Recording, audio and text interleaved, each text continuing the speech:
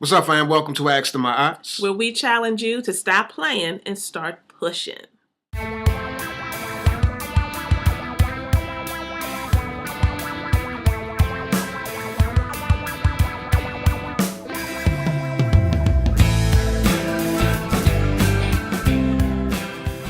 This right here is my Pookie Pie, Iana. And this right here, this is my baby wavy Ayize. That was kind of corny, wasn't it? You said Pookie Pie, so I said baby wavy. we are tied Pookie Pies and baby wavy. So if we look it, we are. So you ain't got to say nothing about it. And why are you looking like that? You want to say something about my hat? You want to explain my hat to everybody? I ain't got to say nothing about your hat. It's self-explanatory. What that mean? It's self-explanatory. Wait a minute. Let me just let you know, before I came out here, I was laying in the bed watching Real Housewives of Atlanta. And my husband says, come on, we got to go record. Y'all remember the last video, right? And then I came out here. Get ready to record. You're like, you got that hat on again? Yeah. I'm like, what? My hair is like... I'm tired of the hat. And y'all, check this out. When I get tired of certain things, I have a way of making them disappear. So don't be surprised if your hat don't touch my disappears. All right, just don't be surprised. Like she had on this. Don't be surprised if something disappear. So you better not touch my hat. Shoot, let's get to it. Stop shaking it. Stop. What? You're shaking the screen. Chill out. The computer. Okay, we're going to answer a question today. My voice is a little... Everything wrong with you, huh? Your hat? I mean, we've been sick. The way you look? He's been sick. The way I look? I mean, you said that. I didn't. All I said was I was tired. That's all I said. I didn't say anything your was wrong. Voice, your hat, the way you look? Yeah, I mean, look. All right, come on. This one right here is getting everybody sick in the house. Let me just tell you that. My daughter the other night, she woke up. She threw up all over the bed. Mm-hmm. She came downstairs because of him. Because who threw up a couple days earlier? You. I probably shouldn't even be this close to you right now. We can get closer later on. Nah, not with you. Don't breathe on me. Bet. Don't go back there. All right, here we go. We're going to read this, guys. Here's the question. I'm sorry, it took us a minute to get started. But here we are. We had to wind it up. This is a letter that came in from a young lady, and she says, I have a complex situation. It started in August of 2011 when I started dealing with this guy. Mm-hmm. I think that's interesting that she starts by saying she started dealing with this guy. Mm-hmm. I mean, if I was talking about somebody I was all up in love with, would I say this guy? Obviously, I'm married, but even if I wasn't married, this guy. Mm-hmm. You see, language is telling. This is a long question, so speed it up a little bit. You can't dissect sentence by sentence, all right? Just read the question and then we'll break it down after that. I'm going to read every sentence. I was already in a failing relationship and he was in a relationship too. Through it all, I felt I met my... Breathe in hard. Stop, you're messing up the question. Okay, y'all, we're serious. Here we go. I have a complex situation. It started in August of 2011 when I started dealing with this guy. I was already in a failing relationship and he was in a relationship too. Through it all, I felt that I had met my soulmate and fell in love. And if you ask him, he says the same. However, it took him well over a year to leave his other relationship. So for that full time, I was his mistress. I grew tired and weary. There was a lot and is a lot of craziness with this situation.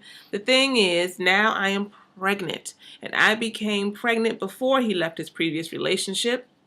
Once I kept getting sick and stressing too much from over this drama, I decided to leave.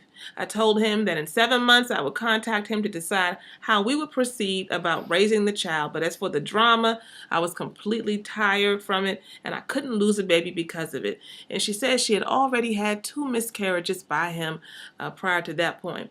About 2 days later, after she gave him this, message, look, I'm out, he ended his previous relationship and within a week jumped into one with her. Okay.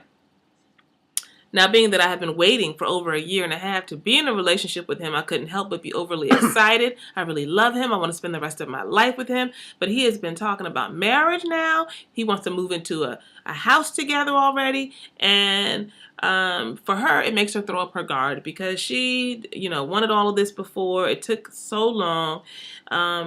And he claims that it was love from the moment he laid his eyes on me. I guess my question is, should I be skeptical of the vast progression? These are her words. Or take it as is, because this is all I have ever wanted from him for the past year anyhow. What should she do? I'm gonna make this real simple, and y'all. I mean, I'm pretty sure everybody out there has watched or seen Forrest Gump when he says "stupid is" or "stupid does." I'm just gonna add on to that and say that confusion is as confusion does. Mm-hmm. And in this situation right here, it's pretty clear to me that you want what you know. Check this out. You want what you know. The reality that you're currently experiencing in this state of deception, this relationship that has been but really hasn't been because he's been in a relationship with somebody else, you've been in a relationship with somebody else, is really just mired in deception. And so you want what you don't, or what you do know, and what you know is experiencing a deceptive relationship. So all you're going to produce is what you're currently experiencing, because what you currently have is all you know. You don't know anything other than what you currently experience. So when you do decide to get into a relationship with him, if you so choose to, then yes, you're going to experience what you're currently experiencing, because you haven't elevated to go to another level to experience something different. So again, all you know is the deception and the chaos that you're currently engaged in. So that's what you'll experience when you get into this relationship with them. And so what I would say is that I would pump my brakes and really not pursue this thing, because, again, you're going to get what you already know, and you need to learn something different.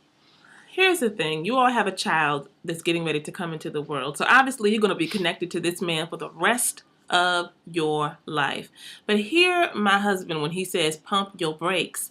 If you think that there's really something to salvage here, then how about you rewind? How about you back it up and you figure out, where would I start if I had met this brother and he was not with someone else and I was not with someone else? What would we do to engage each other, to learn about each other, to figure out who the other person is? How would the courtship look? What is courtship in 2013? How would it go down? Obviously, there are some things that you all have missed along the way. And it might sound a little unreasonable to you to kind of go back and fill in those gaps when you all have already, gotten pregnant a few times, you've been in relationship, all of that kind of stuff. But here's the thing. You've got to have a solid foundation. You've got to have something stable for any relationship to be able to stand the test of time. So what you've got to go back and do is fix the foundation. If he is the one, even though y'all started out real effed up, if he's the one, then he'll be willing to do the work, and you all will be willing to clear away the rubble and start anew by doing the work.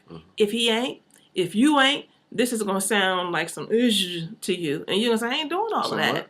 You sound like a horse. Some it's going to sound like that to you. And you're going to be like, I'm not doing all that. What's that for? I mean, that's not necessary. I don't even understand that. And if that's the case, then he probably ain't the one and you probably ain't the one for him. At the end of the day, keep your legs closed. Remember, I mean, it's real talk. At the end of the day, remember, there's a child coming into the world.